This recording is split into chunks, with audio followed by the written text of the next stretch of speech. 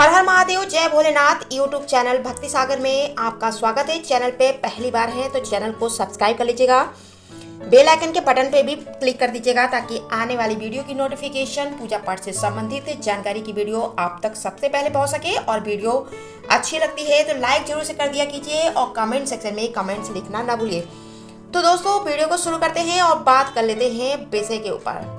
दोस्तों, बृहस्पतिवार का व्रत करना है तो किस तरह से ये व्रत आसानी के साथ कर सकते हैं, कितने व्रत करने चाहिए, इस व्रत का क्या महत्व है और इस व्रत में क्या खाएं और क्या नहीं खाएं, और साथ ही जानेंगे इस व्रत का उद्यापन कैसे करना है। बृहस्पतिवार को भगवान विष्णु और बृहस्पति देव दोनों की पूजा होती है, जिससे घर में सुख और समृद्धि आती है। कुंवारी लड़कियां इस व्रत को इसलिए करती हैं ताकि उन्हें मनचाहा वर मिल सके, विवाह में आने वाली रुकावटें दूर हो। और ऐसा कहा जाता है कि अगर आप एक वर्ष में गुरुवार का व्रत करते हैं तो आपके घर में पैसे की कभी भी कमी नहीं होती है और आपका पर्स कभी भी खाली नहीं होता है। अब सवाल ये उठता है कि कितने गुरुवार का व्रत करें, तो आप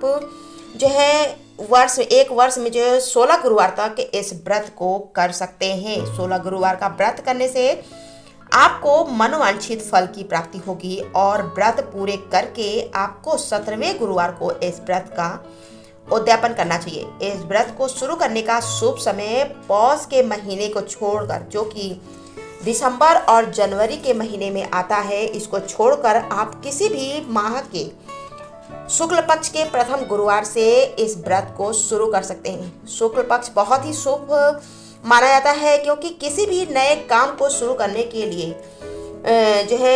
बहुत ही शुभ होता है शुक्ल पक्ष। व्रत की विधि के लिए आपको बहुत ही कम सामग्री चाहिए होती है, जैसे चने की दाल, गुड़, हल्दी, थोड़े से केले, उपला हवन करने के लिए। भगवान विष्णु की फोटो या प्रतिमा, केले का पेड़ है तो बहुत ही अच्छा है। व्रत वाले दिन आप सुबह जल्दी उठिए और स्नान करके आप सबसे पहले भगवान विष्णु की प्रतिमा के आगे बैठ जाइए और भगवान जी को साफ सुथरा करके चावल और पीले पुष्प लेकर आप 16 गुरुवार व्रत करने का सबसे पहले संकल्प लीजिए और थोड़ा सा पीला वस्त्र भी भगवान विष्णु को अर्पित करिए। अगर आप केले के सामने बैठ के इस व्रत का संकल्प लेते हैं तो भगवान केले के पेड़ को भी आप पीला वस्त्र जरूर से चढ़ाएं। जिन लोगों के घर छोटे हैं या जिनके घर में केले का पेड़ नहीं है, तो आप अपने घर के मंदिर में ही बैठकर व्रत की विधि को कर सकते हैं। एक लोटे में जल रख लीजिए,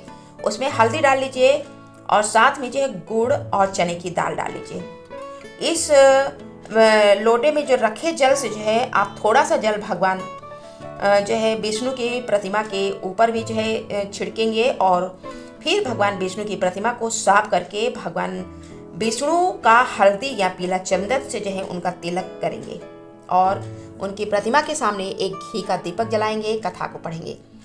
कथा के बाद आप उपले पे हवन करेंगे और गाय के उपले को आप सुलगाकर आप उसमें घी डालिए। जैसे ही आपका यह उपला प्रज्वलित हो जाता है तो हवन सामग्री के साथ गुड़ चने की दाल की आहुति इसमें देनी होती है और आपको कम से कम 5, 7 या 11 बार ओम गुम गुरुवे नमः मंत्र के जाप के साथ हवन को करना है और आरती करनी है।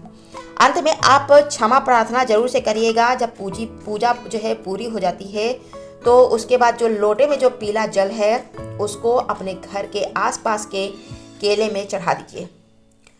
अगर आपके पास केला नहीं है, केले का पेड़ नहीं है, तो आप इस जल को सूर्य देव को भी चढ़ा सकते हैं।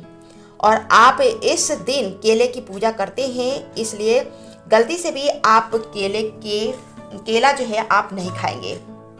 और प्रसाद के रूप में आप इस केले को बांट सकते हैं। अगर कोई गाय मिल जाए तो उस दिन आप चने की दाल और गुड़ अवश्य से खिलाइए, इससे बहुत ही पुण्य मिलता है। आज के दिन क्या नहीं करना चाहिए व्रती को? बालों में तेल नहीं लगाना चाहिए, बालों को धोया भी नहीं जाता है, बाल नहीं काटने चाहिए, घर में पोछा भी नहीं लगाना चाहिए, कपड़े धोबी को नहीं देना चाहिए, नमक व खट्टा नहीं खाना चाहिए, पीला व मीठा आप खा सकते हैं, चने की दाल की पूरी या पराठा आप एक समय ले सकते हैं।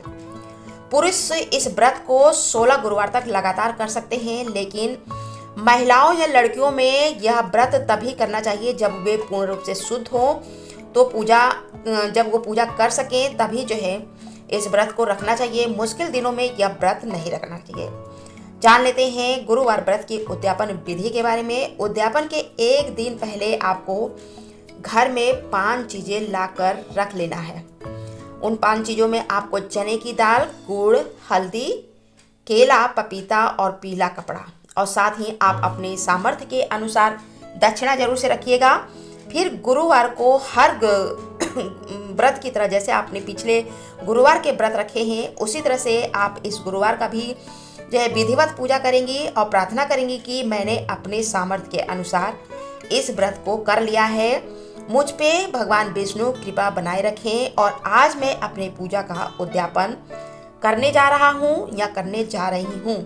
और पूजा में जो जितनी सामग्री आपने ली है वो सबसे पहले भगवान विष्णु को चढ़ाएंगी, और भगवान विष्णु को चढ़ाने के बाद आप इसको जो है ब्राह्मण को दान करके ब्राह्मण का आशीर्वाद लेंगे।